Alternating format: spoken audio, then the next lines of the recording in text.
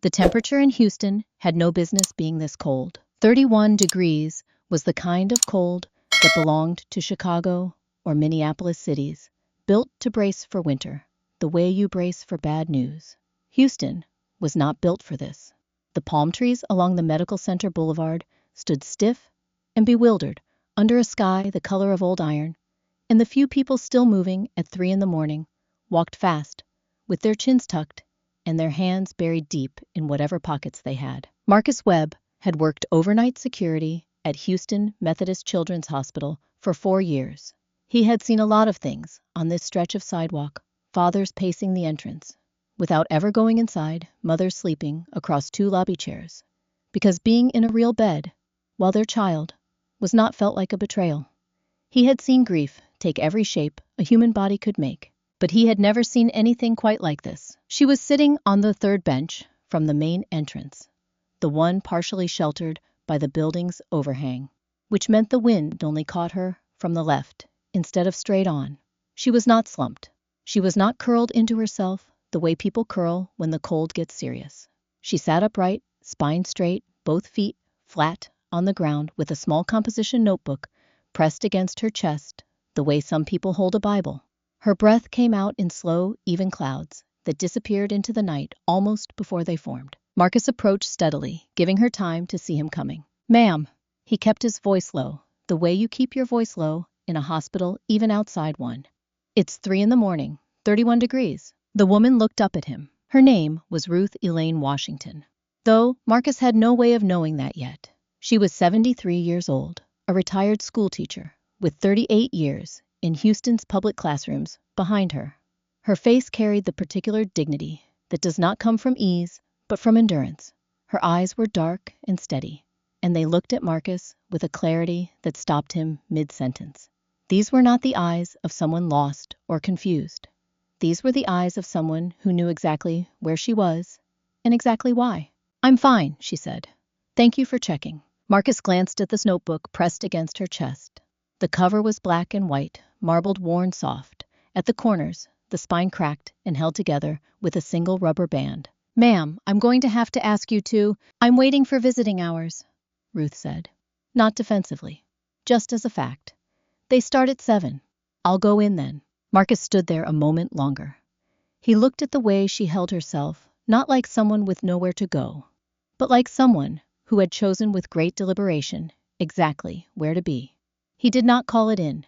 He continued his rounds, but slower than usual. The main entrance opened at 3:17, and Dr. James Okafor stepped outside. James was a 39-year-old pediatric attending physician in his 9th year at this hospital, and he had just finished a 14-hour shift that had taken more out of him than he had left to give.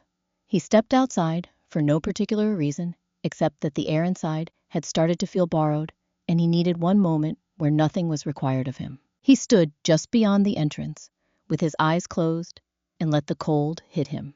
He almost went back inside immediately. Then he noticed Marcus standing a few feet away, and followed the direction of the security guard's gaze toward the bench. James walked over, not because it was his job. His shift was over. He walked over because something pulled at him, the way things pull at you late at night when you are too tired to talk yourself out of your instincts. "Ma'am," he said.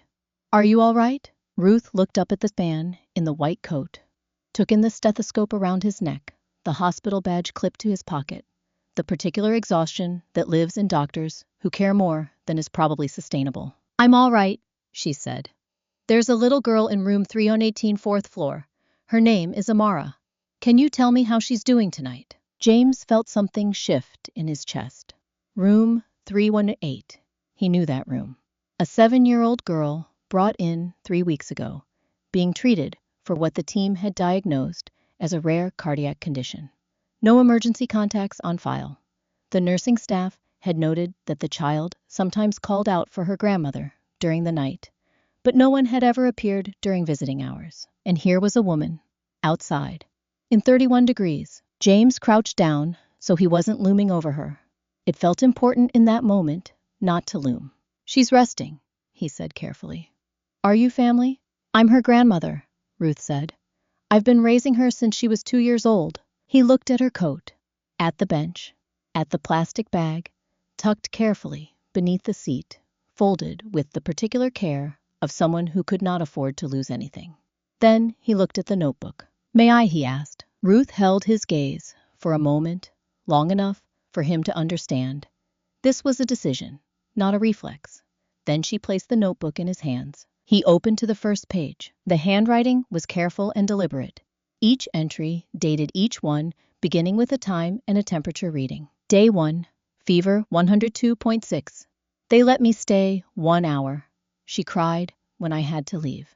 The nurse with the short braids was kind to her. He turned the page, and the next, and the next. Some entries were clinical medication names, oxygen readings notes about which doctors had done rounds. Others were something else entirely. Day 19. She drew a picture of our old apartment. She put me in the window. Day 31. She asked if I forgot about her. James read without speaking. The cold settled around them both, and the hospital hummed behind its glass walls. And somewhere on the 4th floor, a little girl was sleeping surrounded by machines, and her grandmother was sitting outside in the dark, writing down everything she could not say out loud. When he reached the final pages, something in his expression shifted, a slight tension around the eyes, a stillness that was different from before. He closed the notebook and handed it back to Ruth. She pressed it against her chest without a word. James looked at her for a long moment. Then he asked the only question left. "Ma'am, how long have you been out here?" Ruth Washington looked up at him. Her eyes were exhausted, but they were clear and certain, and they held something that had nothing to do with defeat. 52 nights, she said. James did not speak. He did not move. He only looked at that battered rubber-banded notebook in her arms. 52 days of showing up pressed against her chest like proof, and the words that should have come next simply did not come, because some answers are too heavy for an immediate response. And this was one of them. I sat down, not on the far end of the bench, the way people sit when they want to maintain the appearance of proximity without the reality of it. He sat close enough that Ruth could have reached out and touched his sleeve if she'd wanted to. Close enough that when he turned toward her, they were at eye level. It was a small thing, but Ruth noticed. In 52 nights, a lot of people had spoken to her from above. Security guards, nurses stepping out for a break, a hospital administrator who had crouched halfway down and then seemed to think better of it. They all had the same posture, careful slightly. Braced, the body language of someone prepared to deliver a no. James Okafor sat beside her the way you sit beside someone you have decided to treat as an equal. She didn't say anything about it, but she noticed. "The notebook," he said. Not a question exactly. More like he was leaving a door open. Ruth looked down at it in her lap. "I started it the first night," she said. "They told me visiting hours were 7 to 8 in the morning and 5 to 6 in the evening. 2 hours out of 24. She paused. "That's a lot of hours to not know what's happening to someone you love." James waited. He had learned over years of delivering difficult news in small rooms that silence was sometimes the most useful thing you could offer a person. "So I started asking questions," Ruth continued. "During my visits, I'd ask the nurses what her temperature had been overnight, whether she'd eaten, whether she'd slept. Some of them would answer. Some of them couldn't or wouldn't." She smoothed her hand over the notebook cover. "I wrote down everything I could get, because if I couldn't be in that room, I could at least keep track. I could at least know." She said it plainly, without drama. The way you state something that has long since passed the point of being painful and become simply true. James listened to every word. "May I read it?" he asked. From the beginning. Ruth looked at him for a moment, a real look, the kind that takes measure. Then she opened the notebook to the first page and held it out. James took it carefully, the way you handle something that belongs to someone else and matters to them more than you can fully calculate. The early pages were orderly and precise.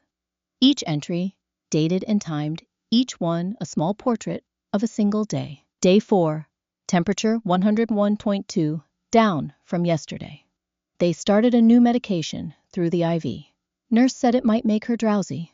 She was awake when I came in at 7. She wanted to know if I'd brought her colored pencils.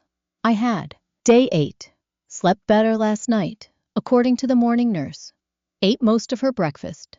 She drew a butterfly with 6 wings and told me butterflies could have as many wings as they wanted in dreams. Day 14. Oxygen reading lower. This morning nurse said they adjusted something on the monitor. Amara was quieter today. She held my hand the whole hour and didn't say much. Sometimes quiet means she's tired. Sometimes it means she's thinking. I've learned to tell the difference. James turned the pages slowly. The picture that assembled itself across those entries was not just medical, it was the full texture of a child's days. What made her laugh? What frightened her? Which nurses she trusted, and which ones she watched warily? Which songs Ruth hummed during visits that seemed to settle her breathing? It was the most thorough patient observation James had read in 9 years of medicine, and it had been written from outside the building. I was somewhere around day 25 when the entries began to shift. The change was subtle, at first easy to miss if you were reading quickly, which James was no longer doing. Day 26. Amara said her head hurt today. I asked the nurse, and she said it was likely the medication adjusting. I wrote it down anyway. Day 29. Headache again this morning, she told me when I came in. Also said her legs felt heavy when she tried to sit up. Nurse checked and said her vitals were stable. I wrote it down anyway.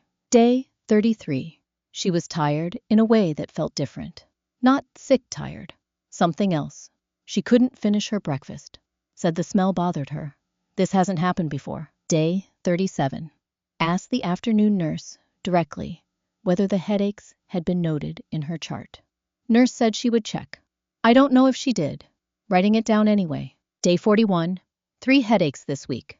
Fatigue that comes and goes with no clear pattern. She seemed confused for a moment this afternoon. When I walked in, looked at me like she wasn't sure who I was. It passed quickly. I don't know what it means, but something feels different and I don't know how to make anyone listen. James stopped. He read that last entry again. Then he turned back 2 pages and read those again too. Ruth watched him. She watched the way his eyes moved, the shift from steady reading to something more careful, more deliberate, the way a person reads when they are no longer just taking in information, but actively looking for something. She had been a teacher for 38 years. She knew what it looked like when a mind caught on something. She didn't ask. She waited. James continued through to the final pages. The last entry was dated that evening, written in the same steady hand as all the others. Though the letters were slightly more compressed, the handwriting of someone writing in the dark or in the cold, or both. Day 52, 3 a.m. A doctor came outside tonight. First time anyone has read this. James closed the notebook. He held it for a moment, without moving his eyes, fixed on something in the middle distance that Ruth couldn't see. Then he turned and placed it back in her hands with the same care he'd used to take it. She pressed it against her chest. He stood up, straightened his white coat, and then he looked at her with an expression she hadn't seen directed at her in 52 nights. Not pity, not impatience, not the careful neutrality of someone managing a situation. Something that looked very much like urgency. Wait here, he said. And then he turned and walked through the entrance doors at a pace that was not quite running, but was not anything close to a casual stroll either. And the glass doors swung shut behind him, and Ruth was alone on the bench again. She looked at the doors for a long moment. She did not know what James Okafor had seen in those final pages. She did not know where he was going or what he was about to do. In 52 nights, she had learned not to attach too much hope to any single moment. Hope, she had found, was most safely carried in small quantities. But she knew one thing. In 52 nights, no one had read that notebook all the way to the end. Tonight someone had. The door had swallowed him whole. One moment.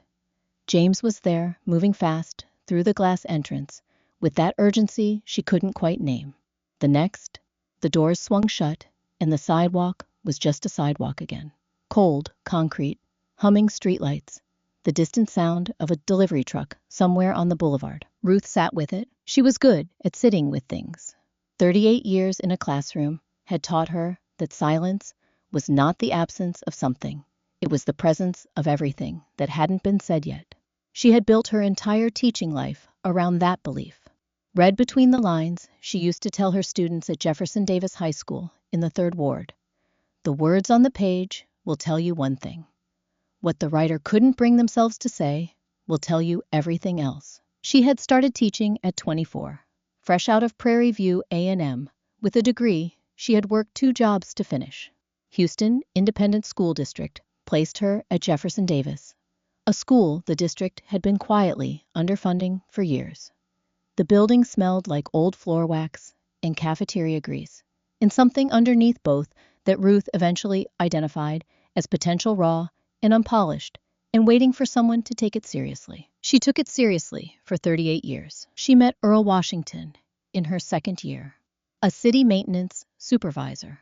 Quiet laughed slowly and meant it every time.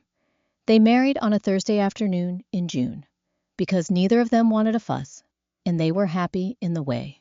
People are happy when they've found someone steady, not exciting in a way that wears you out, but solid in a way that holds. Earl's heart gave out on a February morning 11 years into their marriage, a condition he hadn't known about moving silently through his chest until one day it simply stopped. He was 41, Ruth was 39. She buried him on a Saturday and was back in her classroom by Tuesday because her students had a paper due on Friday, and Earl would have told her to go. Their son, Deshaun, grew up watching her grade papers at midnight and leave before sunrise, and he understood, without anyone saying it directly, that showing up was not optional. It was the whole thing. Deshaun became a good man. He worked in logistics, married a woman named Keisha, and when their daughter, Amara, arrived on a Wednesday morning in early spring, Ruth drove to the hospital and sat in the waiting room with a bag of tamales from the place on Alameda and cried, for the first time since Earl's funeral, quietly in a corner chair, because some joy is too large to hold with dignity. Amara was 2 years old when the call came. It was a Tuesday night in November. Ruth had been grading essays at the kitchen table when her phone rang. A police officer's voice, calm, structured, walking her toward information in measured steps. Deshaun had been working late. There had been a disturbance in the parking structure of his building.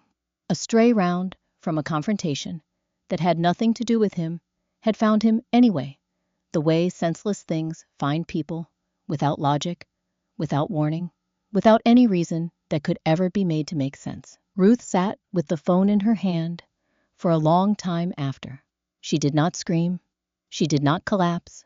She sat at the kitchen table with the cold tea and the ungraded essays and the silence that fills a house when something essential has been removed from it. Then she stood up, put on her coat, and drove to pick up her granddaughter. Amara was asleep when Ruth arrived, small chest rising and falling in the uncomplicated rhythm of a child who didn't yet know the world had changed. Ruth lifted her carefully and carried her to the car without waking her. Keisha came apart in the months that followed.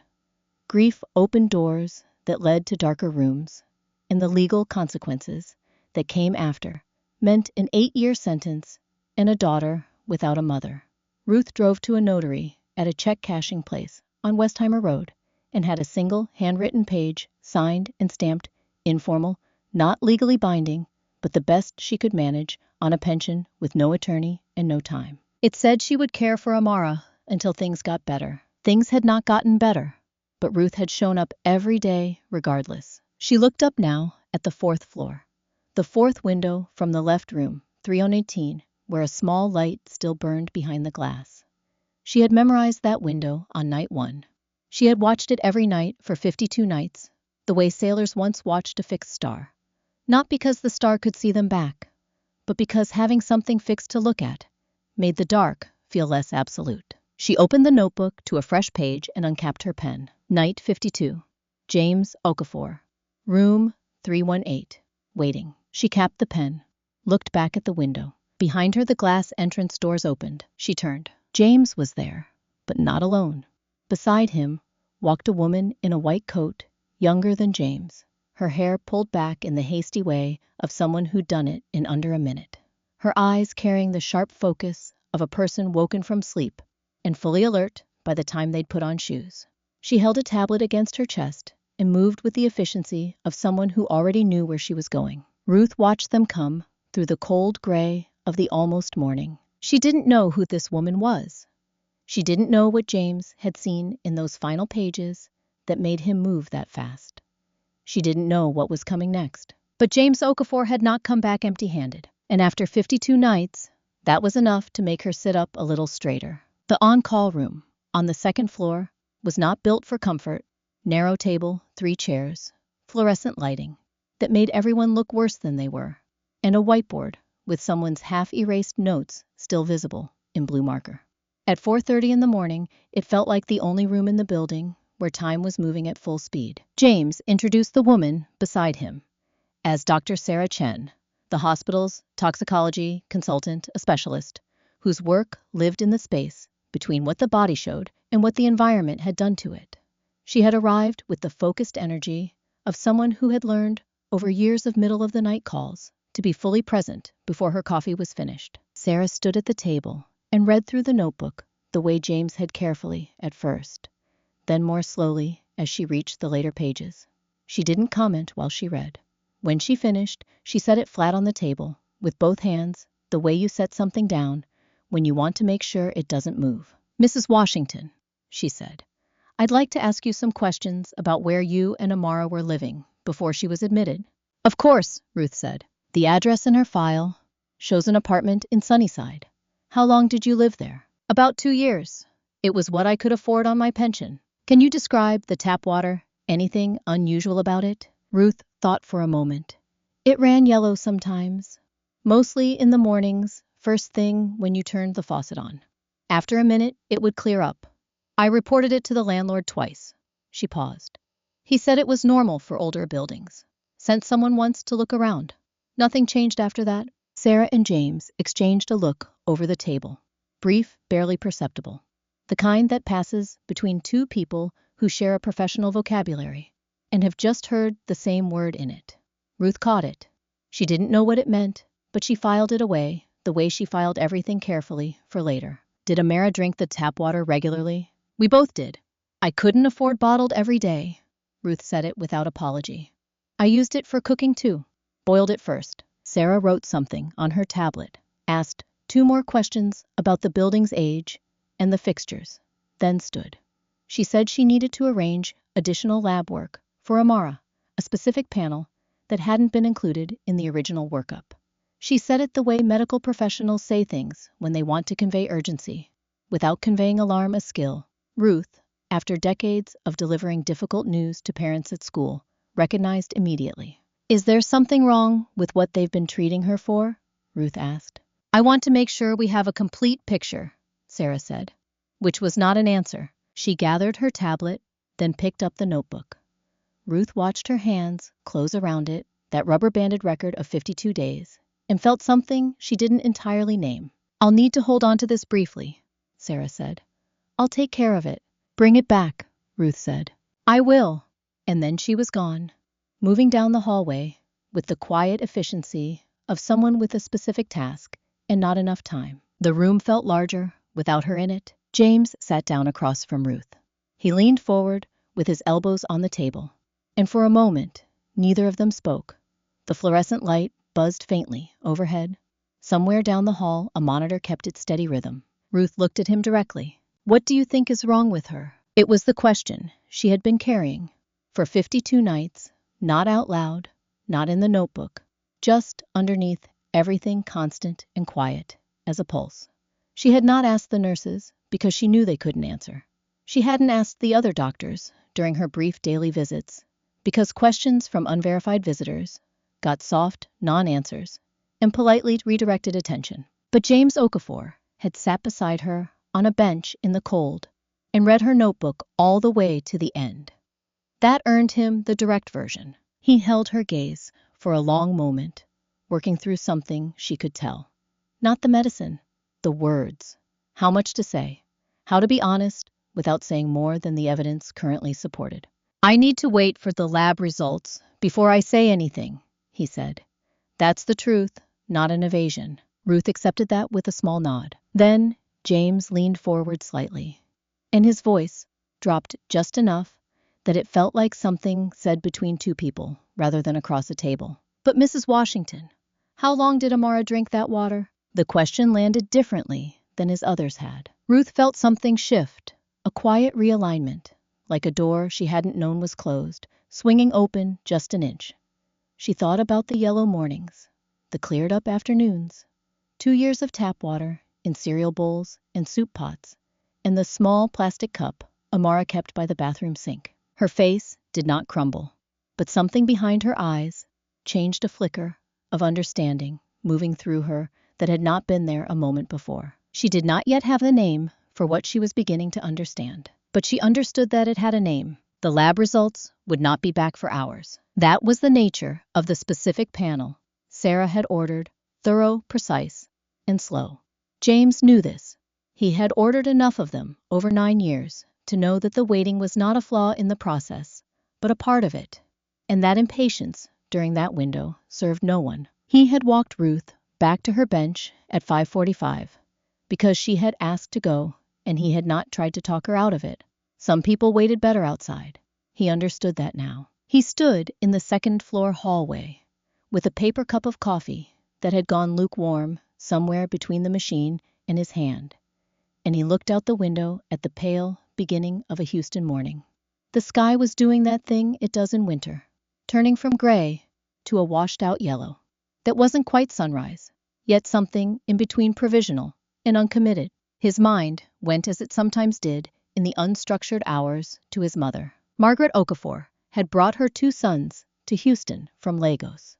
In the summer, James turned 9, carrying 2 suitcases, and a conviction that the country she was arriving in owed her nothing but the chance to work.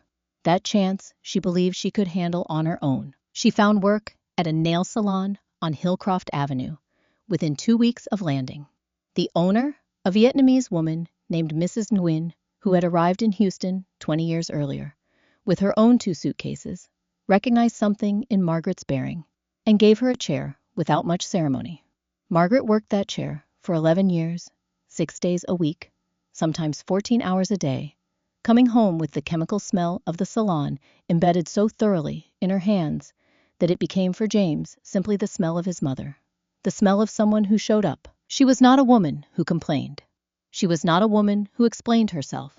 She was a woman who worked and prayed and cooked on Sundays and said the same thing to her sons every morning before school, with the consistency of someone who understood that values are not taught in single conversations, but in daily repetition. Do something that matters, not something that pays, something that matters. Victor, 5 years older than James, and sharper in the way that eldest children sometimes are, had absorbed that instruction and reached his own conclusions. He was 22 when he made his first real estate investment, a duplex in Southwest Houston that he'd saved for during 4 years of working construction and weekend deliveries. He had a gift for numbers and a practical turn of mind that James had always admired, and when he told their mother that land was the only investment that never lied, Margaret had nodded and said she was proud. She was proud of James too, though the road was longer. James had not always known he wanted medicine. The knowing had come on a specific night when he was 16, walking home from a friend's apartment through their neighborhood, and he had passed a family sitting on the front steps of a corner house, a mother and 2 small children, the younger one clearly unwell, feverish, and glassy-eyed, the older one holding his sibling's hand with the focused gravity of a child who has been asked to carry something too heavy for his age. James had stopped and asked if they needed help.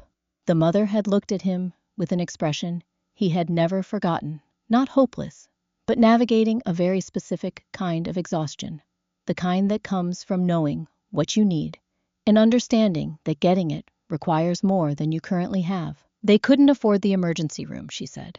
They were waiting to see if he got better on his own. James had walked the rest of the way home and sat at the kitchen table and told his mother what he'd seen. Margaret had listened without interrupting.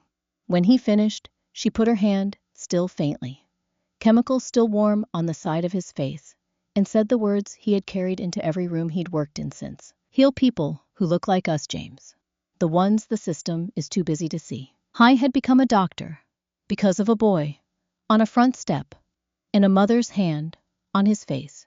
He had stayed a doctor through 12 years of training and 9 years of practice, and every night, like this one, long, uncertain waiting because of those same two things. He finished the lukewarm coffee and set the cup down. Then he pulled up Amara's patient file on his tablet in cases involving potential environmental exposure. Identifying the source was not optional. It was protocol. Sunnyside was an older neighborhood, its housing stock dating back decades, its infrastructure carrying the accumulated deferred maintenance of a community that had been consistently lower on the city's priority list than its tax base might have warranted. In cases like this, the first standard step was to identify the property owner and request building records. James navigated to the county property database and entered the address Ruth had given him. The building's ownership record loaded in under 10 seconds. He read the name once. He read it again. The name on the screen was Victor Okafor. James set the tablet down on the hallway windowsill. His hands were steady. He noticed that the way you notice your own physical responses when the rest of you is very still. He was not shaking. His breathing had not changed. He was simply standing in a hospital hallway at 6 in the morning, looking at his brother's name on a county property record. While somewhere down the hall, a 7-year-old girl was waiting for lab results that might explain what 2 years in that building had done to her. I did not move. Outside, the Houston sky had finished its decision and settled into gray daylight. A delivery truck pulled up to the loading dock below. Somewhere in the building, a shift was changing. The name on the screen did not change. 7 o'clock came. The way difficult things often come, not with ceremony, but with the ordinary sound of a phone ringing on the other end of a call you have already decided you have to make. James stood at the window of the second-floor hallway, the same window where he had stood an hour before the Houston morning, now fully committed to its gray daylight. He had Victor's number pulled up on his screen. He had been looking at it for 4 minutes. Then he pressed call. It rang 3 times before Victor picked up. James. His brother's voice was thick with sleep, unhurried. Victor had always been a sound sleeper, one of those people who could drop into 8 solid hours, regardless of what the day had carried. It's 7 in the morning. I know, I need to ask you something. A pause. The sound of sheets, moving a lamp, clicking on. What's wrong? I need to ask you about a property on Sunnyside. A residential building, 2-story, older construction. James kept his voice even. The county records show it under your name. The pause. This time was different. Shorter, but with a different quality to it. The pause of someone who has just become very awake very quickly. What about it? I have a patient whose previous address is that building. A 7-year-old girl. She's been in our ICU for 3 weeks. James paused. I need to know about the plumbing, specifically the water lines. James. Victor, the plumbing. Another silence. When Victor spoke again, his voice had shifted, not hostile, but careful, in the way of someone choosing every word before releasing it. That building is old. All the buildings in that neighborhood are old. The pipes are what they are. I've had repairs done. What kind of repairs? Maintenance? Regular maintenance? Did anyone assess the water lines specifically? The supply pipes? I send people over when tenants report issues. I run 12 properties, James. I can't personally oversee every. Did anyone assess the water lines? It was not a question the second time. Victor exhaled. I'll have to check my records. James thanked him and ended the call. He stood for a moment with the phone in his hand. Then he opened his personal email, the shared account he and Victor had used for years, to forward each other things worth keeping, and typed Sunnyside into the search bar. The thread came up near the top. 18 months old. Victor had forwarded it to James, by mistake once along with a batch of other emails, during a period when Victor was reorganizing his files, and James had simply archived it without reading it. He had never gone back to it. I went back to it now. The email was from Victor, to a Houston-based construction company. 3 lines long. The subject heading said routine maintenance, update, and the body said, Sunnyside property, cosmetic repair, only, on lower unit plumbing. Do not replace infrastructure. Keep total costs under $400. James read it twice. Cosmetic repair only. He pulled up Amara's patient file on his tablet and held both screens in front of him. The email on his phone, the file on his tablet. A 7-year-old girl with 3 weeks of deteriorating lab values, and a grandmother who had been sleeping outside the building, trying to understand why her granddaughter wasn't getting better, and an email 18 months old that had decided what kind of repairs were worth making based on a number. He sat down on the hallway bench and stayed there for a long moment. This was the part of medicine that the training did not fully prepare you for. Not the clinical decisions, not the protocols, not even the losses, but the moments when the thing that harmed your patient had a face you recognized. He had taken an oath. The oath did not have a clause for brothers. He found the number for the Legal Aid Society of Houston and dialed. The woman who answered was Carmen Vega, a family law attorney. As she introduced herself, 12 years with the organization, her voice carrying the particular steadiness of someone who had heard urgent calls before sunrise more times than she could count, and had learned to treat every one of them like it was the only one. James explained the situation in full: the patient, the grandmother, the notebook, the lab work, still pending the property records, the email. Carmen listened without interrupting. When he finished, she was quiet for exactly 3 seconds. Is there a guardianship order in place for the grandmother? No. She has an informal arrangement, a handwritten document, notarized. Nothing the court would recognize. And the lab work, when do you expect results? Sometime this afternoon, tomorrow morning at the latest. All right. Carmen's voice was measured and direct, not rushed, but moving. I can begin building a petition. Guardianship first, because that's the door everything else has to go through. Once that's in place, we can address the property issue through the appropriate channels.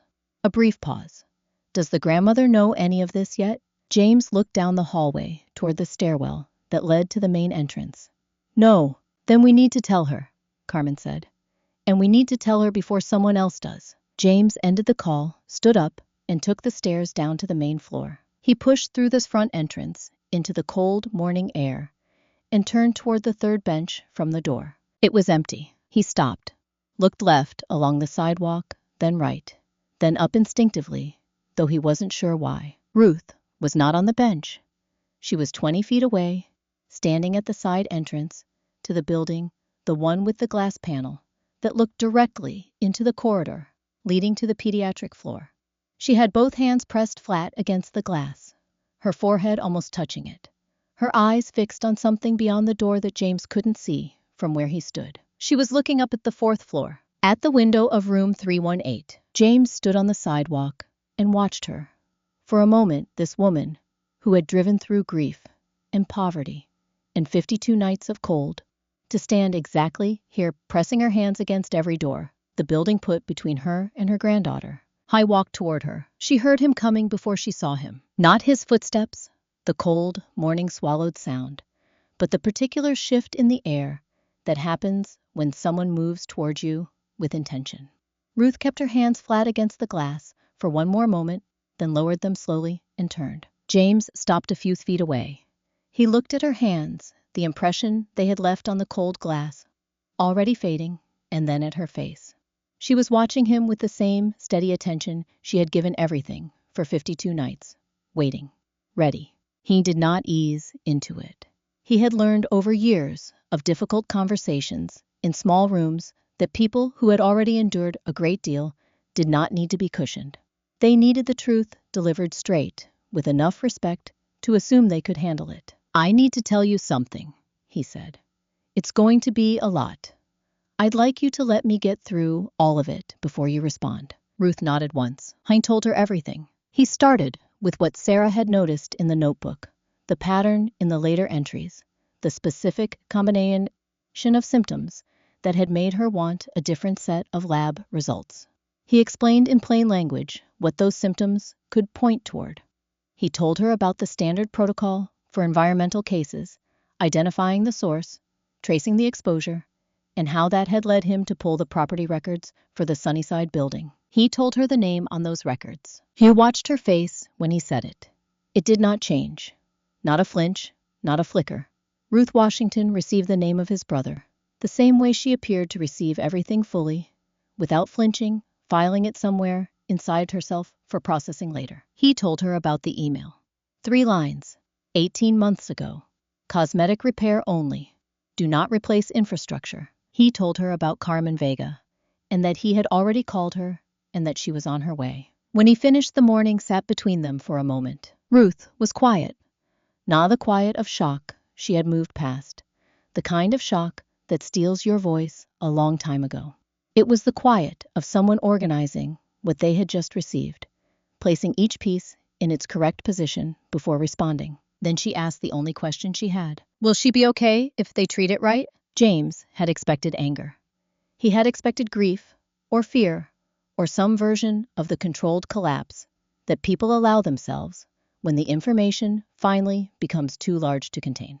He had not expected this, a woman who had just learned that her granddaughter had been made sick by a preventable condition in a building owned by the brother of the doctor, now standing in front of her, and whose first and only question was about the child's recovery.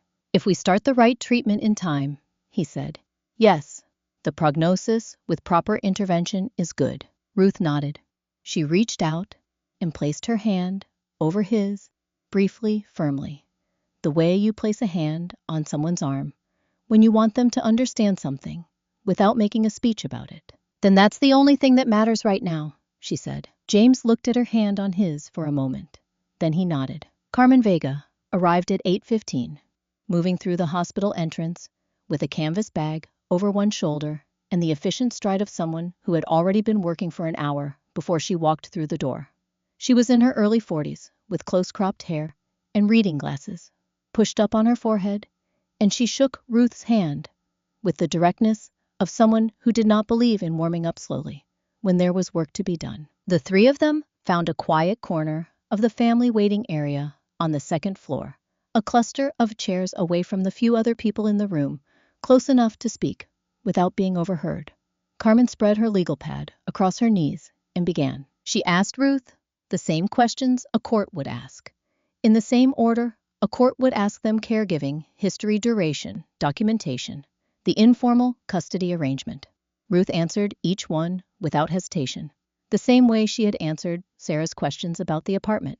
She had James notice the particular composure of someone who had been preparing for this conversation for a long time without knowing it. At 9:40, James's pager went off. He stepped away to take the call, and when he came back, his expression had shifted, not dramatically, but in the way that faces shift when something that was uncertain has become confirmed. The preliminary results are back, he said, quietly, sitting down across from both women. They're consistent with what Sarah suspected: prolonged environmental exposure. The levels are significant. He did not say the specific words. He didn't need to. Ruth closed her eyes for exactly 2 seconds, then opened them again. How do we start treatment? She asked. That's where we have a problem, Carmen said. She reached into her canvas bag and pulled out a single sheet of paper. She set it on the low table between them, face up, smoothed it flat with one hand. It was a notification from the Texas Department of Family and Protective Services. James read the header. Ruth read it more slowly, the way you read something when you want to make sure you have understood every word correctly before you respond to it. The language was formal and dense, the kind of language agencies use when they want to convey authority without conveying warmth. But the meaning was plain enough. A petition for emergency guardianship of Amara Washington had been filed that morning, not by Ruth, by someone else. Carmen looked at Ruth over the top of her reading glasses. Before we can authorize any treatment, the court needs to recognize a legal guardian. Right now, that process has just become considerably more complicated. She paused. Someone filed this at 7:52 this morning.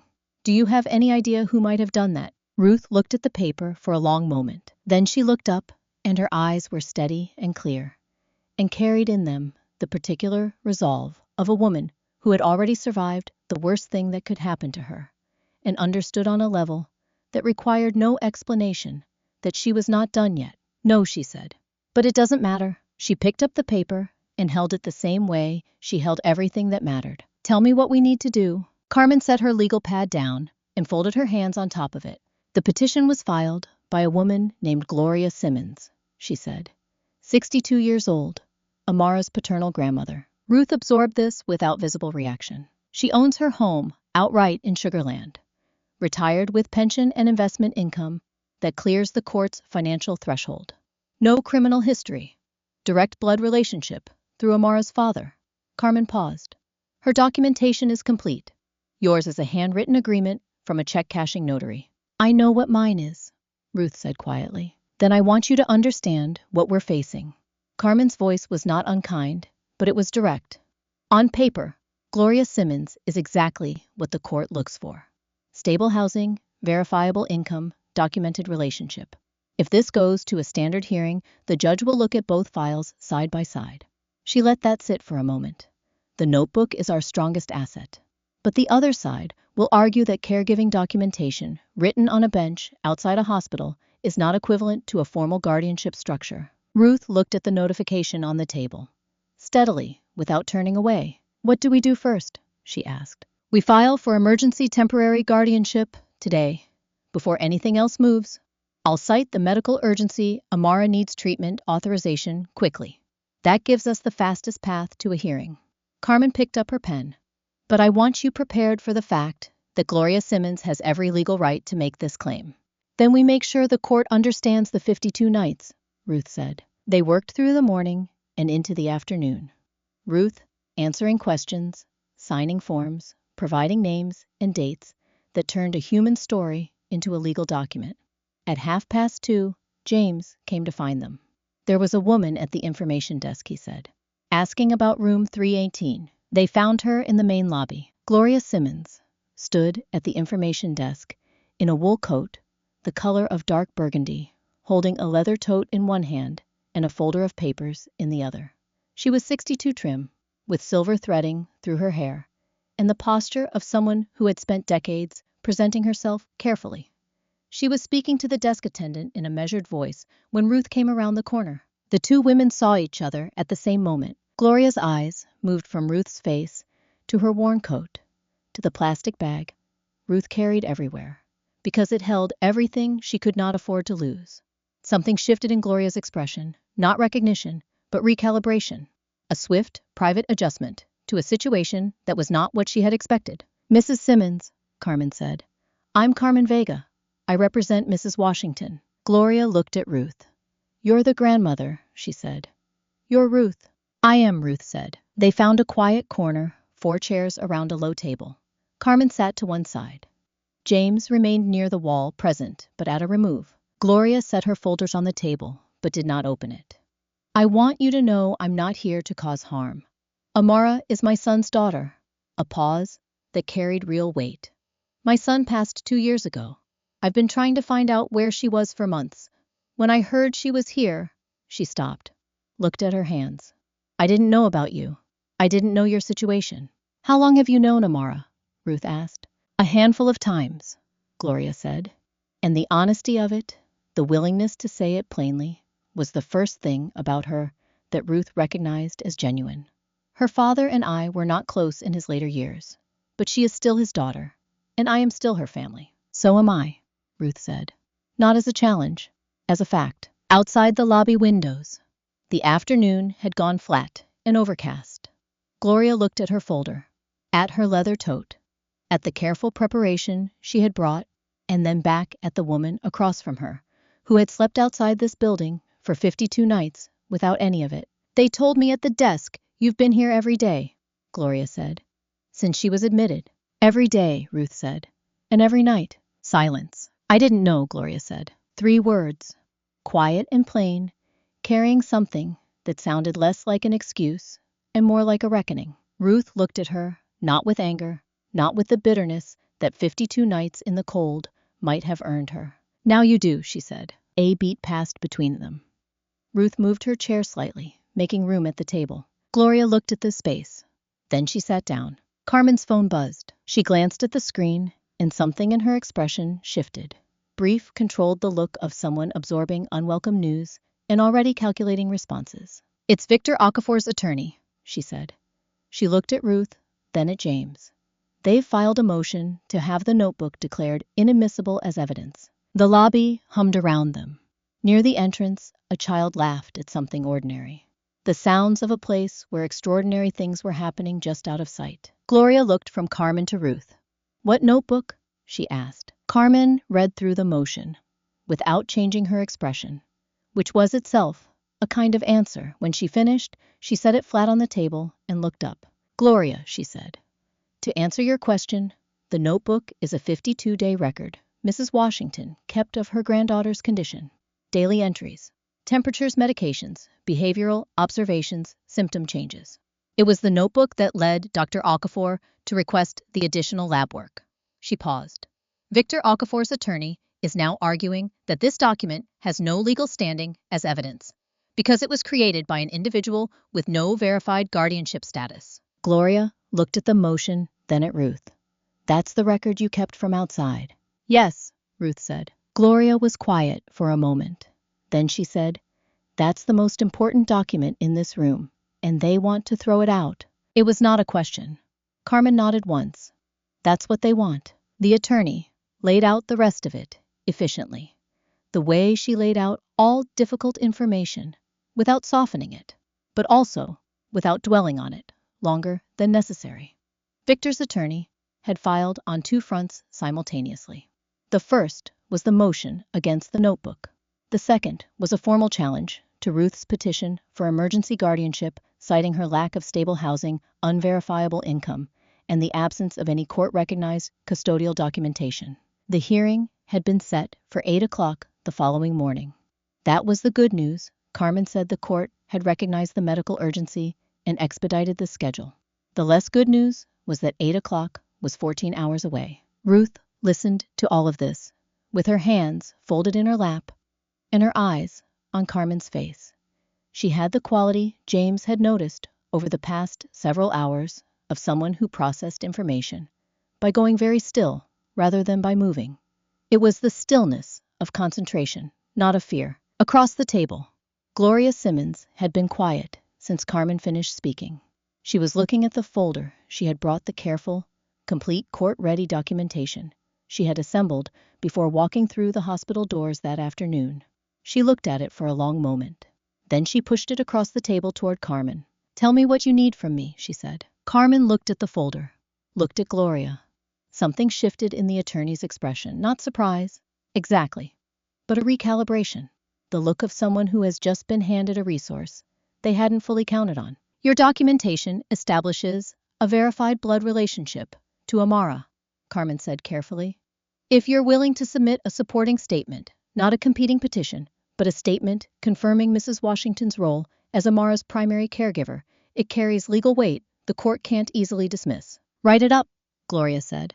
"I'll sign it." Ruth looked at Gloria for a moment. Gloria did not look back. She was already reading through the top page of her folder, identifying what Carmen would need. It was, Ruth thought, the most useful thing anyone had done for her in 52 days. James stepped away to find Sarah Chen.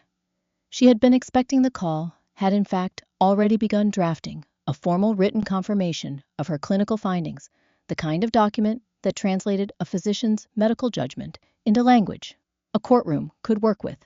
She handed it to James. 20 minutes later, 4 pages signed and dated, stating in plain terms that the observations recorded in the notebook were consistent with and had directly informed the medical team's revised assessment of Amara's condition. 4 pages that said the notebook was not the record of an unauthorized visitor. It was the record of the only person paying close enough attention to catch what the clinical team had missed. Carmen spread everything across the table. Gloria's documents, Sarah's confirmation, Ruth's notebook, the informal custody agreement, 5 years of school enrollment records, and medical consent forms bearing Ruth's signature. She began building the case the way a surgeon prepares an operating field, methodically, without wasted motion, each piece placed where it would be most useful. James looked at his watch.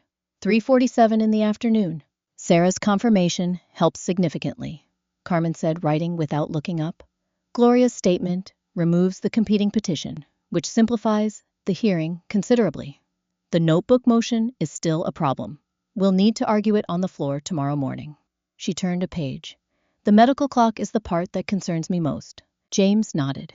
The preliminary results had confirmed prolonged environmental exposure at a level that required specific treatment. Every hour of continued incorrect treatment was an hour. The right intervention was not happening. If the hearing ran long, if the motion created delays, if the court needed additional time to review the evidence, 44 hours, he said quietly. From when the results came in this morning.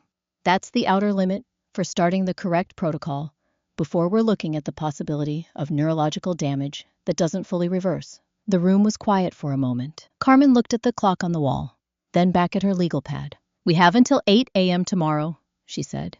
14 hours to prepare a case that would normally take 2 weeks. Ruth looked at her steadily. Then we start now. Carmen nodded and picked up her pen. 3 soft knocks on the door. Everyone looked up. Marcus Webb stood in the doorway. The overnight security guard, still in his uniform, though his shift had ended hours ago. He was holding his cap in both hands, turning it slowly, the way people hold things when they are nervous and trying not to show it. I'm sorry to interrupt, he said. I heard what's happening. He looked at Ruth, then at Carmen. I've been on this property every night for the past 52 nights. I've seen everything. He paused. I don't know if it matters, but if someone needs to stand up tomorrow and say what I saw, I want to do that. The room was quiet. Carmen set her pen down and looked at Marcus with the expression of someone who has just been handed something unexpected and is already thinking about how to use it. Mr. Webb, she said, sit down. The call came at 7:41 in the evening. Ruth was still in the conference room with Carmen when her phone rang.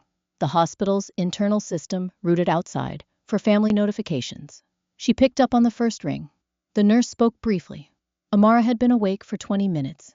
She was asking for her grandmother by name. Ruth was already standing. Go, Carmen said, without looking up from her legal pad. I'll finish this. The elevator to the 4th floor had never moved so slowly. Tonight, a nurse held the door to room 318 open from the inside and said quietly that there was no time limit tonight. Ruth stepped through. The room was dim monitoring equipment, a small bedside lamp one of the nurses had brought from home because Amara didn't like the dark. The machines kept their steady rhythm, and Amara was awake lying on her side, facing the door, her eyes tracking with the careful focus of a child, confirming that what she was seeing was real. She looked at Ruth. Grandma. Her voice was small and rough from disuse, but it was hers entirely and completely hers, and it moved through Ruth like something warm poured into something that had been cold for a very long time. Ruth crossed the room and sat in the chair beside the bed. She reached out and took Amara's hand. That was all. She just took her hand. After 52 days of glass and distance, and 1 careful hour, parceled out at each end of each day, Ruth sat beside her granddaughter and held on. The monitor beeped. The IV dripped. Neither of them said anything for a long moment. Amara's fingers tightened around Ruth's. Were you outside? She asked. Every night, Ruth said. Amara, absorb this.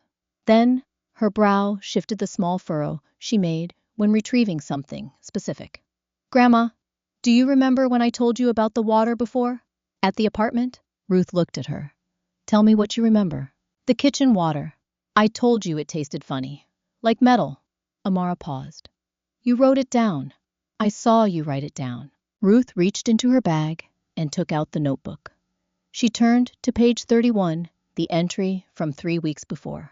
Amara was admitted, written on a Tuesday afternoon, while Amara did homework at the kitchen table. Amara said the kitchen water tasted like metal this morning. Ran the tap for 2 minutes first, as usual. She left half her glass.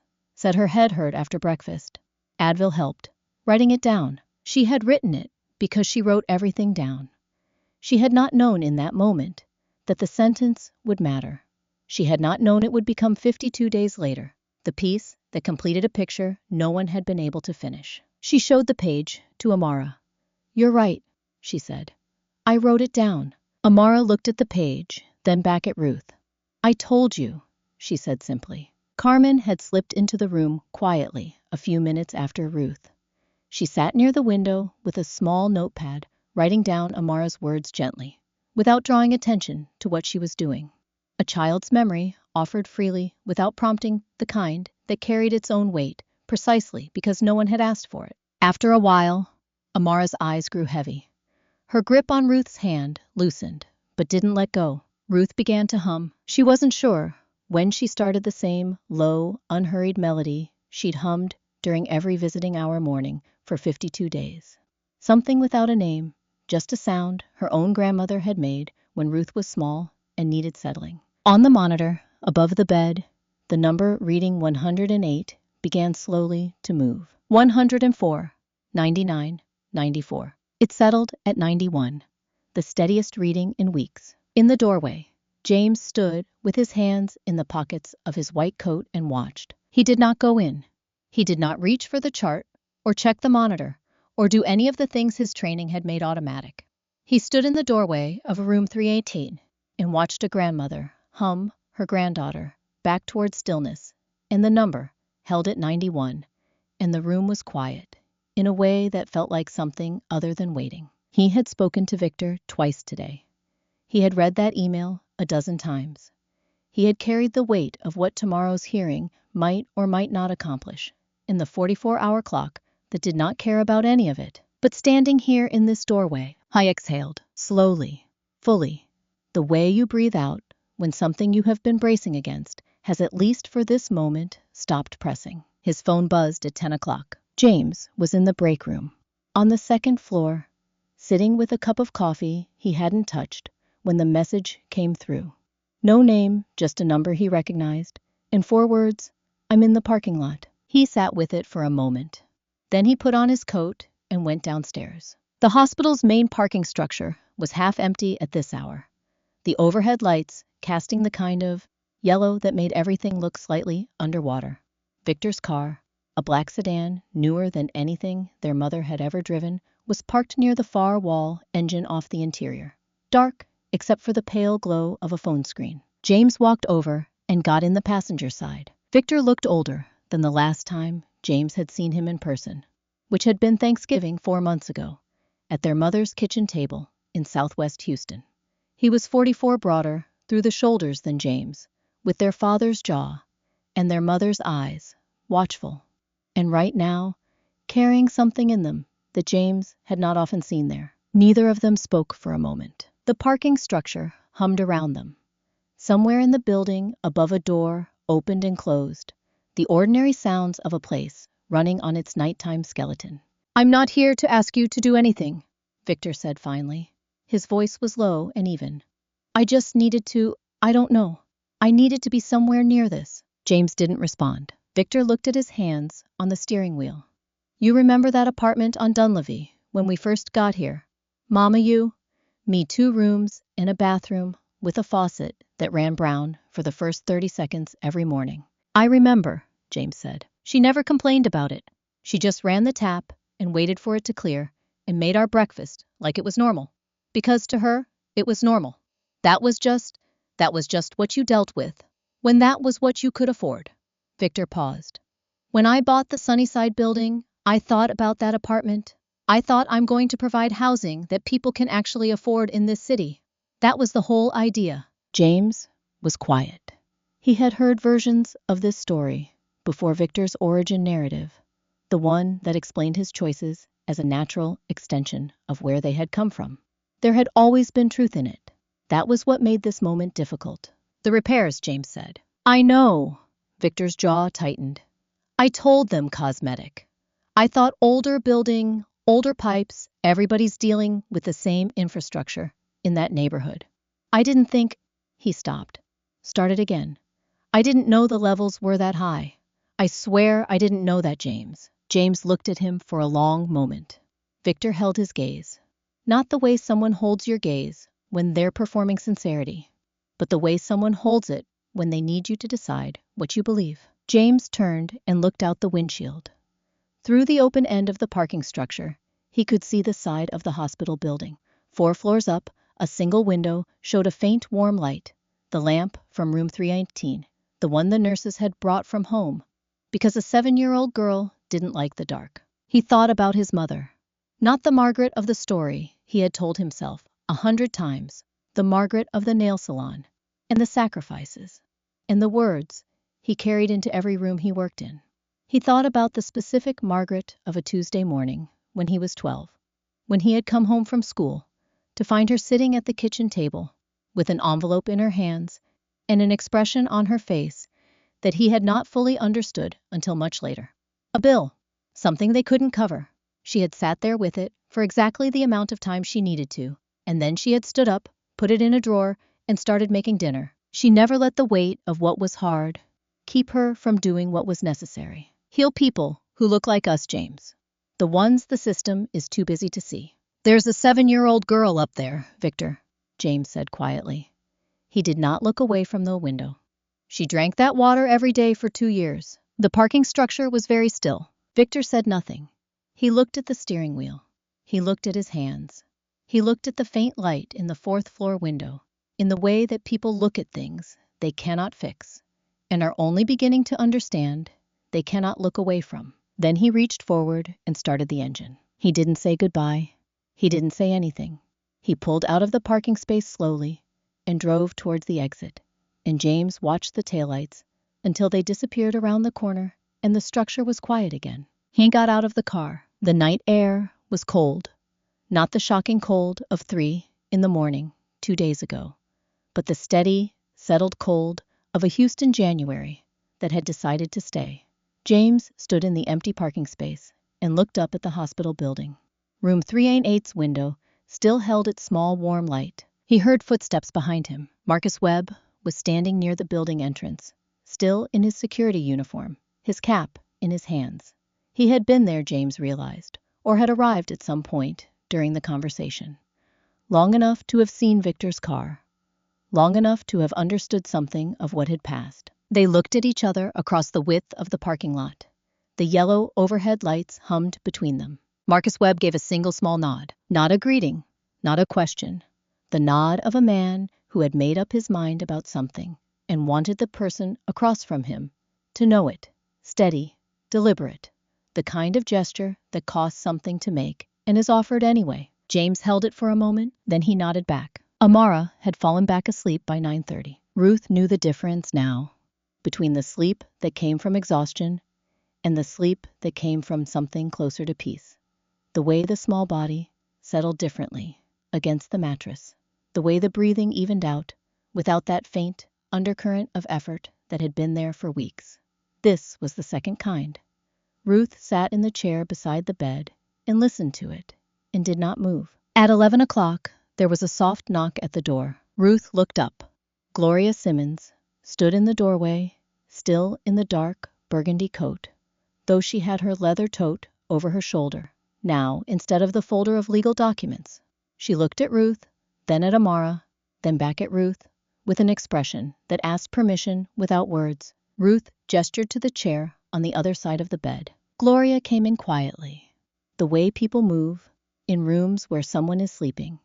Each step considered her coat folded over her arm before she sat down so it wouldn't rustle. She set her tote on the floor and placed both hands in her lap and looked at Amara. For a while, neither woman spoke. The room held its nighttime sounds. The monitors, the faint hum of the building's ventilation, the occasional soft step of a nurse passing in the hallway. The small bedside lamp cast its warm circle over Amara's face, over her braids fanned out against the pillow, over the way her fingers had curled slightly inward as she settled into sleep. Then Gloria reached into her tote and took out a photograph. It was printed on regular paper, the kind you print at home when you need something quickly, slightly oversized. The colors a little warm from an older printer. She set it on the bedside table angled so Ruth could see it. The photograph showed a boy, perhaps 7 or 8 years old, sitting on the front steps of a house Ruth didn't recognize. He was looking at the camera with the slightly reluctant expression of a child who has been asked to hold still for longer than he wanted to.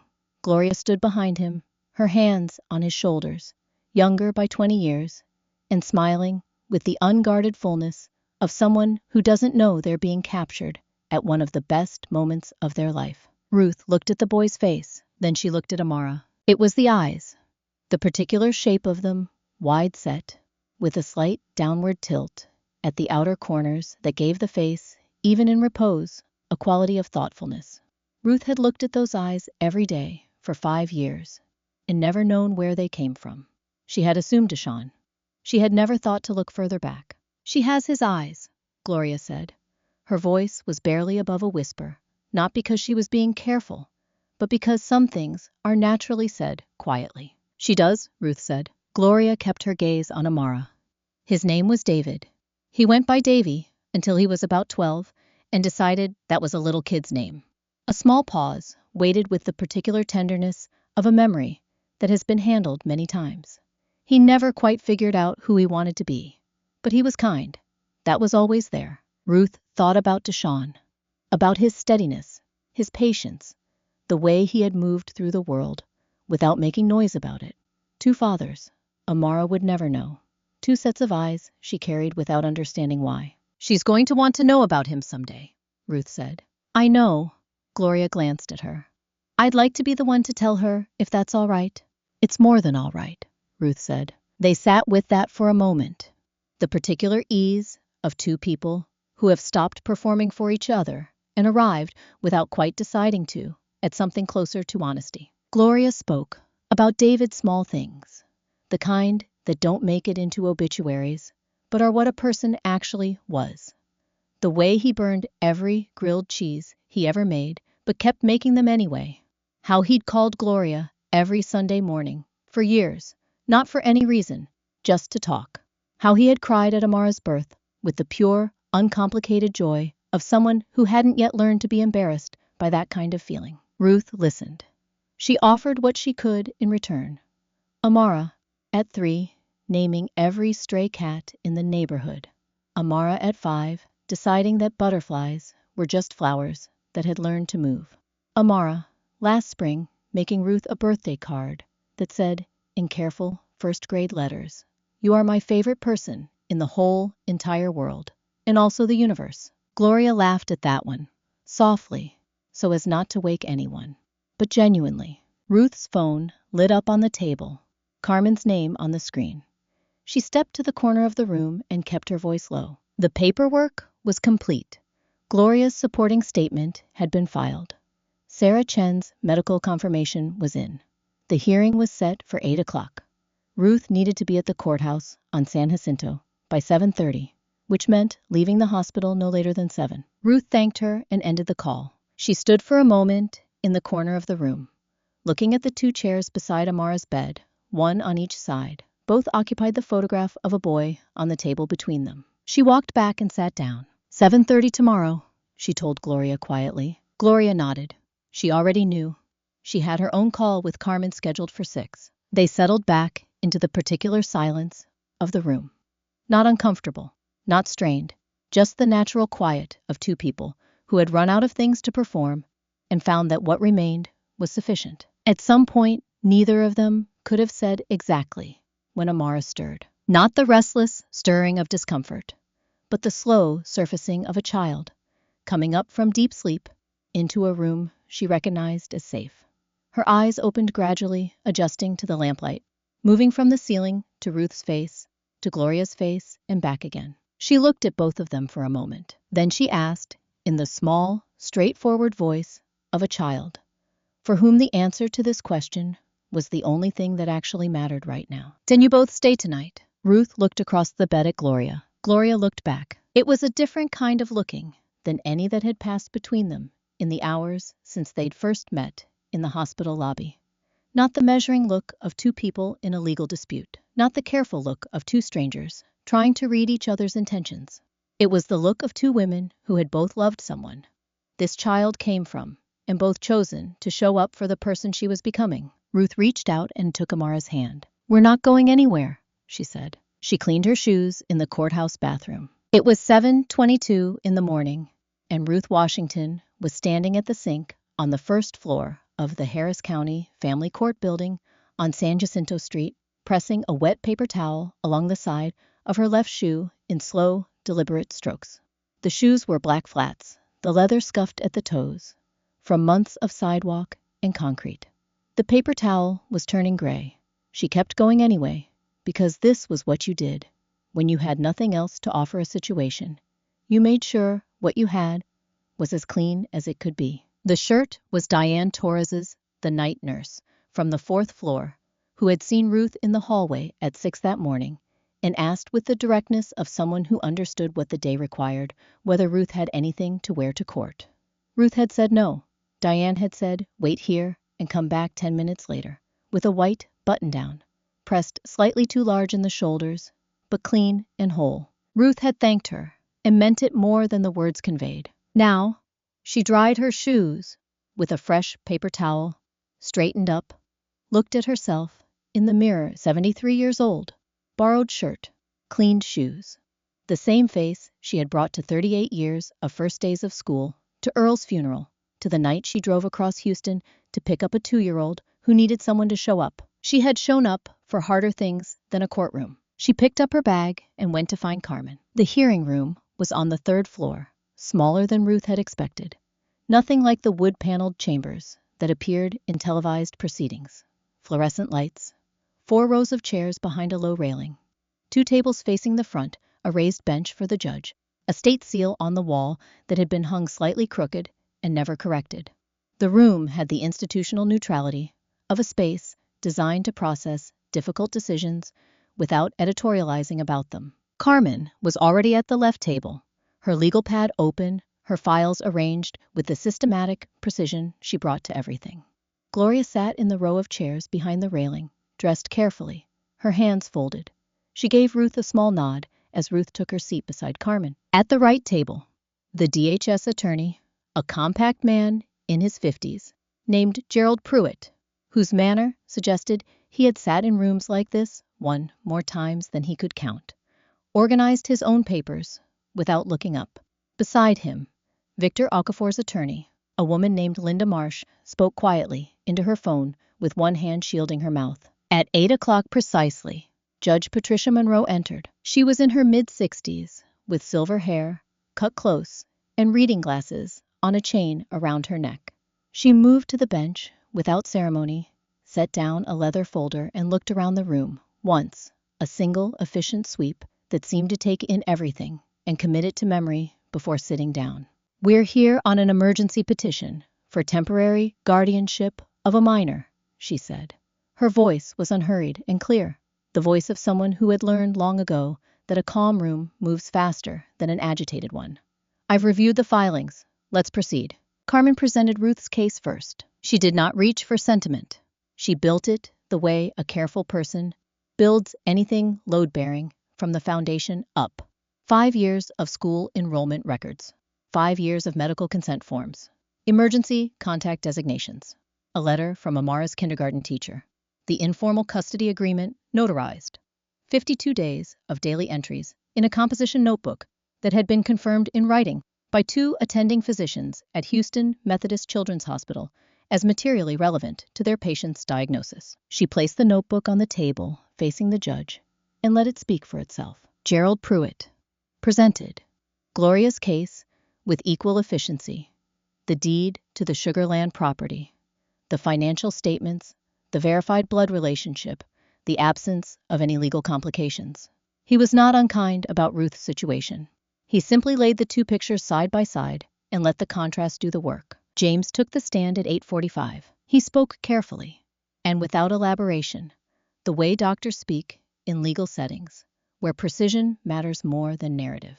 He confirmed that the observations in the notebook had directly informed the medical team's decision to request additional testing. He confirmed that the testing had revealed a condition requiring immediate treatment. He confirmed that without the notebook's documentation, the revised diagnosis would likely have taken significantly longer to reach. When Linda Marsh cross-examined him, she asked whether a personal journal, kept by an unverified individual, could be considered a reliable medical document. James said that the reliability of an observation was not determined by the credentials of the observer, but by whether the observation was accurate. The notebook's observations had proven accurate. That was the standard that mattered. Sarah Chen followed. She was brief and exact, 4 minutes of testimony that established in language the court could use that the environmental exposure had been ongoing, that the notebook entries were consistent with a known progression of that condition, and that the delay in correct diagnosis was directly attributable to the absence of this information in the patient's formal medical record. Linda Marsh objected twice. Judge Monroe sustained neither objection. When the attorneys finished their presentations, the room settled into the particular quiet of a space that has done what it was designed to do and is now waiting for the person at the front to respond. Judge Monroe did not respond immediately. She looked at the notebook on the table for a moment. Then she reached out and picked it up. She opened it to the first page. The room went still. The specific stillness of people who understand that what is happening now is not theater, and that the appropriate response to it is silence. Gerald Pruitt set down his pen. Linda Marsh folded her hands. Carmen sat without moving. Ruth looked at the judge's face and then looked at her own hands, folded on the table in front of her, and kept them there. Judge Monroe read. She turned the page. And the next. And the next. The fluorescent lights hummed overhead. Outside the third-floor window, the city of Houston was doing what cities do at 8:50 on a Tuesday morning, moving, working, carrying on. Inside this room, nothing moved at all. The judge turned another page and kept reading. Judge Monroe closed the notebook. She set it flat on the bench in front of her both hands, resting on the cover for a moment, and looked out at the room. The fluorescent lights hummed. Nobody moved. "Mrs. Washington," she said, "would you like to address this court?" Carmen leaned slightly toward Ruth and said in a voice low enough that only Ruth could hear, "You don't have to. The record speaks for itself." Ruth looked at the notebook on the judge's bench, that battered rubber-banded record of 52 days pressed flat, under the hands of a woman she had never met before this morning. Then she looked at Carmen. "I know," she said, and she stood up anyway. She did not have notes. She had not rehearsed. She had nothing in front of her except the table's edge which she did not hold.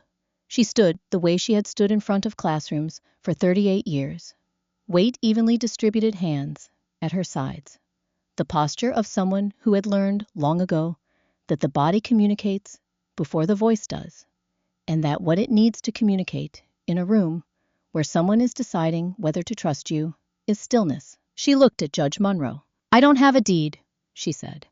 "I don't have a pension that clears any threshold. I have a handwritten note from a check-cashing notary and a composition notebook that I kept because it was the only way I knew how to stay close to her when they wouldn't let me through the door." She paused, not for effect, because the next part required a moment to carry correctly. "I have been outside that hospital for 52 nights, not because I had nowhere else to go. I had nowhere else I was willing to be. There is a difference." She let that sit for exactly one breath. "Amara has called me Grandma since she could talk. I have been the one who answered every time she called. I am asking this court to put that on paper, not because we need the paper to know what we are to each other, but because she needs someone who can walk through that door and sign whatever needs to be signed and make sure she gets the treatment that will help her recover. That is what I am asking for. That is all I am asking for." She sat down. The room was quiet for a moment. Then, from the row of chairs behind the railing, there was the sound of someone standing up. Marcus Webb was still in his security uniform. He had come directly from an overnight shift and had not taken the time to change. He held his cap in both hands, the same way he'd held it in the conference room doorway the night before. He looked at Judge Monroe with the straightforward directness of a man who had decided something and was carrying it through. "Your Honor," he said, "I'm Marcus Webb. I'm a security officer at Houston Methodist Children's Hospital. I'm not on the witness list, but I've been on that property every night for the past 52 nights, and I need to say something, if the court will allow it." Judge Monroe looked at him for a moment. "I'll hear you, Mr. Webb." Marcus nodded once. "Mrs. Washington was on that bench when I started my shift, and on that bench when I ended it every single night for 52 nights. In all weather. She never caused a disturbance. She never asked anything of anyone. She kept that area clean. She sat up straight." He paused. "I've worked that building for 4 years. I've seen a lot of people come through in difficult situations. I have never seen anyone show up the way she showed up. Every night, without fail, without anyone asking her to." He looked at the judge. "I just thought someone should say that out loud, in a room where it counts." He sat down. Judge Monroe wrote something on her legal pad. Then she looked up, and her gaze moved to the row of chairs to Gloria Simmons, who had been sitting with her hands folded and her folder unopened since the proceedings began. Gloria did not wait to be called on. She stood. I filed that petition in good faith, she said. I believe I have a right to be in my granddaughter's life. I still believe that. A pause. But I have sat in this room this morning and listened to what this woman has done, and I want the court to know something. She looked at Ruth directly, without apology. I am withdrawing my competing petition. Not because I was told to, because the right person is sitting at that table, and I think this court already knows that, and I don't want to be the thing standing between Amara and what she needs. She sat down. The room absorbed this in silence. Gerald Pruitt, the DHS attorney, looked at his papers, then at Judge Monroe, with the expression of a man whose morning had taken a turn he had not fully anticipated. Linda Marsh Victor's attorney was very still. Judge Monroe removed her glasses. She held them in one hand and looked at the notebook on her bench. She looked at it for a long moment, not reading, just looking the way you look at something, after you have already understood it and are deciding how to carry that understanding forward. I've read this notebook cover to cover, she said. Her voice was even, unhurried, the voice of someone who has made a decision and is at peace with it. I know what I'm going to do. The room stopped breathing. Ruth's hands were flat on the table. Carmen's pen was down. Marcus sat with his cap in his lap. Gloria had her eyes closed. James, standing near the back wall, where he had positioned himself at the start of the hearing, was completely still. Judge Monroe put her glasses back on. She picked up her pen. She looked down at the form in front of her, wrote something, paused, then crossed something out, rewrote it, and looked up. This court grants emergency temporary guardianship to... She paused, looking at the spelling she had just corrected. Ruth Elaine Washington, effective immediately. She set the pen down. Ma'am, Ruth looked up. Get to that hospital. The consent form was 2 pages long. Ruth signed it at 10:27 in the morning, sitting at a small table in the nurses' station on the 4th floor, using a pen that a nurse named Diane, the same Diane, whose shirt Ruth was still wearing, pressed into her hand without ceremony. The signature was uneven, the letters slightly compressed, the way handwriting compresses when the hand holding the pen has been cold for a very long time and is only now beginning to warm. James was beside her when she signed. He explained what would happen next in the plain, unhurried language he had used with her from the beginning, a treatment protocol designed to address the specific kind of environmental exposure Amara had sustained, administered through an IV over several sessions, the first beginning within the hour. The body, he said, was very good at clearing this kind of thing when given the right tools and enough time. The prognosis now, that they were treating the correct condition, was good. Ruth listened to every word. She asked 2 questions. She nodded at the answers. Then she asked the only question that had mattered since 10 o'clock that morning in a courtroom on San Jacinto Street. Can I stay with her? James said yes. She had been inside hospitals before, of course. She had sat in this very room for 1 hour every morning and 1 hour every evening for 52 days. But there is a difference between occupying a space on borrowed time and belonging to it, and that difference is not small. When Ruth walked through the door of room 318 at 10:35 and sat down in the chair beside Amara's bed, no one followed her in to tell her when she had to leave. No clock was running. No badge needed checking. She was simply there. Amara was awake, propped slightly on her pillow, watching the IV line with the focused attention of a child who has decided that understanding a thing is better than being afraid of it. When Ruth sat down, she shifted her gaze immediately, the way she always shifted toward Ruth when Ruth entered a room and something in her small face settled. Did it work? Amara asked. The court thing. It worked, Ruth said. Amara nodded satisfied and looked back at the IV. James said the new medicine is going to make me tired, she said. But the good kind of tired, like after swimming. Then we'll rest, Ruth said. Together, the morning moved into afternoon. The treatment ran its course in measured intervals, James checking in at regular points, the monitors doing their quiet work. Amara slept for a while and woke up and slept again. Ruth sat with her through all of it, reading, sometimes just present the way she had been present on the bench outside for 52 nights, except that now There was no glass between them, and no clock counting down, and no one coming to the door to say that her time was up. It was mid-afternoon when Amara woke from a longer sleep, and seemed for the first time genuinely more alert. The slight confusion that had lived behind her eyes for weeks had receded, replaced by something clearer. She looked at Ruth with an expression. Ruth recognized the look Amara wore when something had been on her mind, and she had decided the time was right to say it. "Grandma," she pushed herself up slightly. "Come here. I want to show you something." She held out her hand. Ruth took it, and Amara led her slowly, carefully, one careful step at a time, with the IV stand rolling beside her to the window. Room 308's window faced the front of the building. Ruth knew this. She had known it for 52 nights without ever thinking about what it meant from the other direction. From down below, the window had been a rectangle of light. She watched for signs of movement. From up here, she could see the full sweep of the entrance, the curve of the driveway, the row of benches along the front walk. The third bench from the main entrance was empty now, just a bench, cold metal and concrete in the pale afternoon light. Amara pointed at it. "I used to count the lights every night before I fell asleep," she said. "The lights along the front walk. There were always 6. She paused. "But one of them wasn't a lamp." Ruth looked at her. "One light on the bench," Amara said. "Every night. I always knew it was you." The words arrived in Ruth the way certain things arrive. Not loudly, but completely, filling every available space at once. She looked at the bench.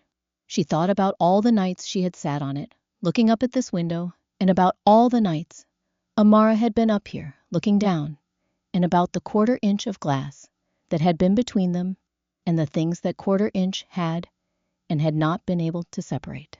"Why didn't you tell the nurses?" Ruth asked. Her voice was steady. She made sure of that.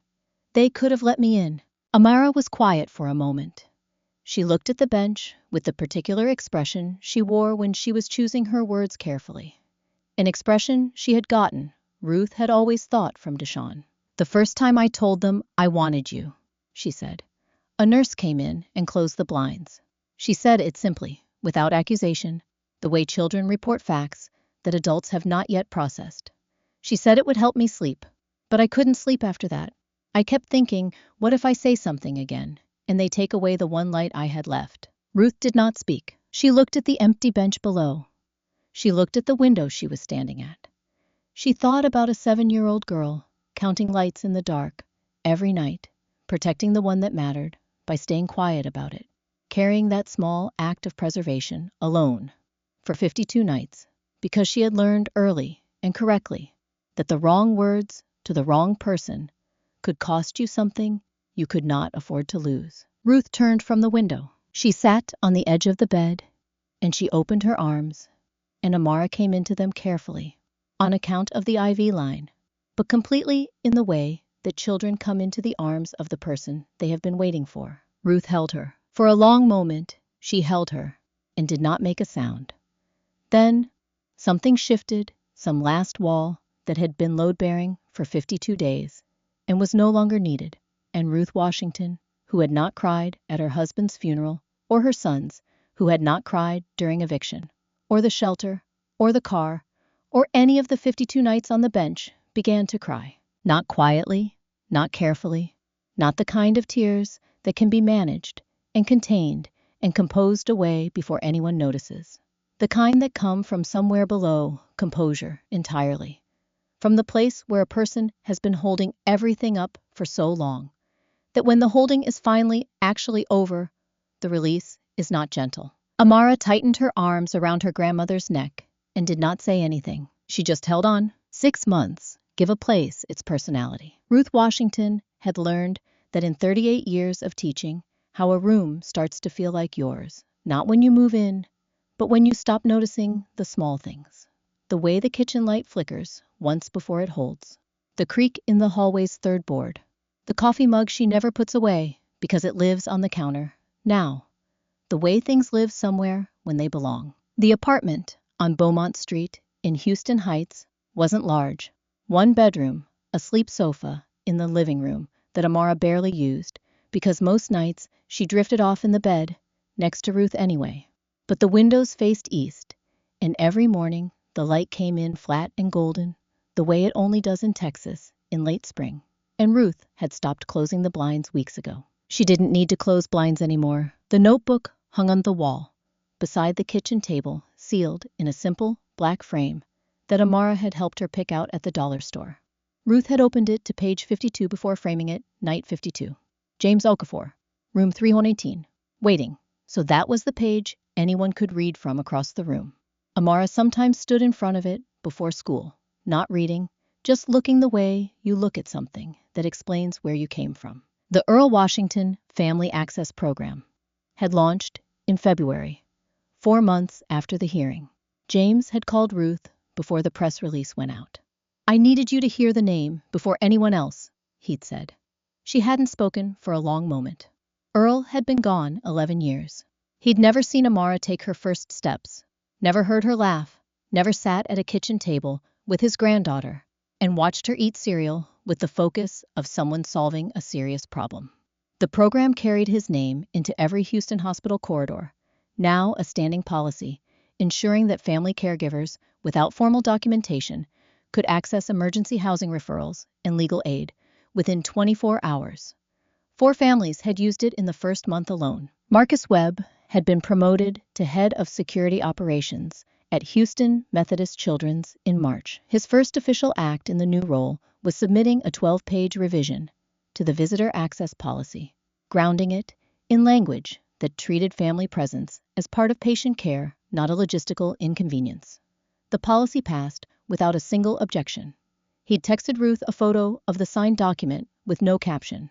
She'd texted back a single word, "Good." Victor had reached a civil settlement in January. Ruth didn't follow the details closely. Carmen had handled everything. But the settlement covered Ruth's security deposit, her first month's rent on Beaumont Street, and left enough remaining for the solid wood kitchen table that now anchored the small dining area. Ruth had chosen it carefully. She wanted something that would last. Gloria came every Sunday. It had started as an arrangement, alternating weekends for Amara's sake. But somewhere around the 3rd visit, Gloria had started staying for coffee.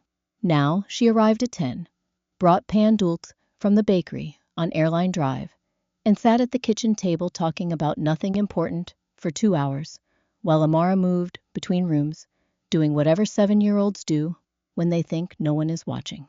The 2 women didn't talk about the courthouse. They talked about Amara's spelling tests, about the houseplants.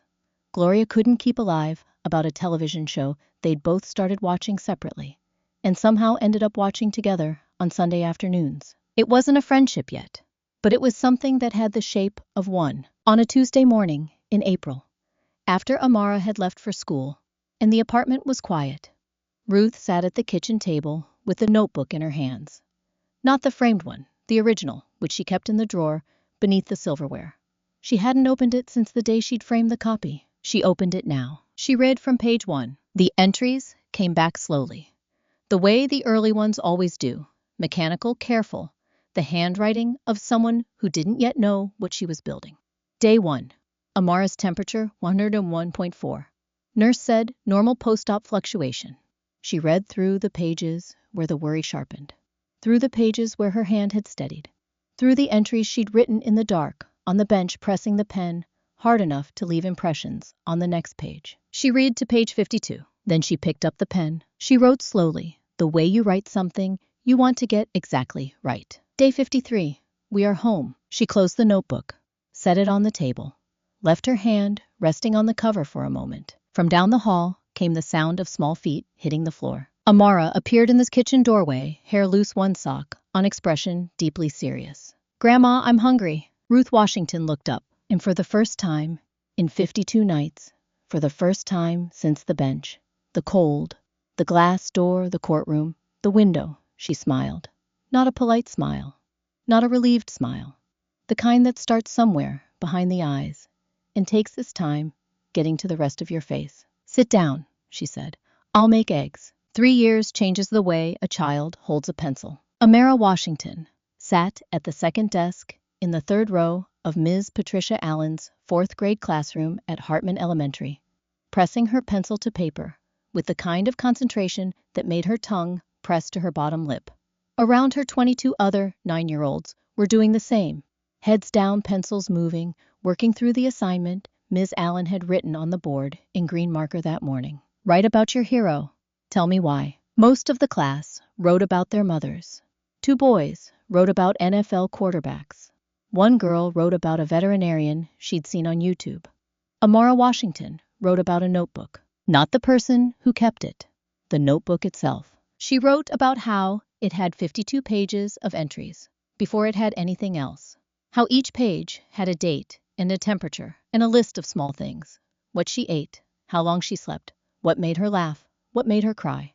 She wrote about how the notebook had sat in a courtroom, in a doctor's office, and on a bench in the cold, and had never once complained. She wrote that a hero didn't have to be a person. A hero just had to show up every single day and keep a record of the truth. My hero is a notebook, she wrote at the top of the page, because it remembers everything my grandmother was too tired to say out loud. Ms. Allen read it twice before she put it in the folder to send home. Ruth found the essay on the kitchen table that evening, tucked inside Amara's backpack zipper pocket, with a handwritten note from Ms. Allen. Mrs. Washington, I thought you should read this. She's going to be a writer. Ruth sat down slowly. She read it once, with her hands flat on the table. Then she read it again, with her hands in her lap, because the first time her hands had started to shake. Outside the kitchen window, the Houston afternoon light was doing what it always does in late October, coming in, low and amber and long. The kind of light that makes everything look like it's already a memory. Amara was at the living room window with her colored pencils and a sketchbook, drawing something Ruth couldn't quite see from where she sat. The notebook hung on the wall in its black frame, page 52, facing out. Ruth folded the essay carefully, placed it in the drawer beneath the silverware next to the original notebook. She didn't say anything. She didn't need to. There's a version of this story that ends there, at a kitchen table in Houston Heights. A grandmother folding a piece of paper, a child drawing in the afternoon light. And in many ways, it does. But before we close this out, there are some things worth knowing. According to the CDC, approximately 500,000 children between the ages of 1 and 5 in the United States have elevated blood lead levels. Many of them live in older rental housing. Many of their families don't know the source. And many of them, like Amara, are being raised by grandparents who stepped in when no one else could. Today, more than 2.7 million children in the United States are being raised primarily by their grandparents. Many of those grandparents are doing it without formal guardianship documents, without stable housing, and without anyone at a hospital or school or courthouse who knows how to help them. They show up anyway. They keep records. They sleep on benches if they have to. The Earl Washington Family Access Program is a fictional program in this story, but the need it represents is real. Hospitals across the country have begun implementing caregiver access policies that recognize family presence as part of patient care, not a privilege granted at a staff member's discretion. That shift matters. It matters for every Ruth Washington who has ever been told to wait outside. If this story found something in you, if it reminded you of a grandmother, a caregiver, a child who needed someone to show up, share it. Not because the algorithm needs it, because somewhere out there, someone is watching a screen at midnight, trying to feel less alone in a situation that looks a lot like this one. And sometimes, the most useful thing a story can do is let that person know someone wrote this down.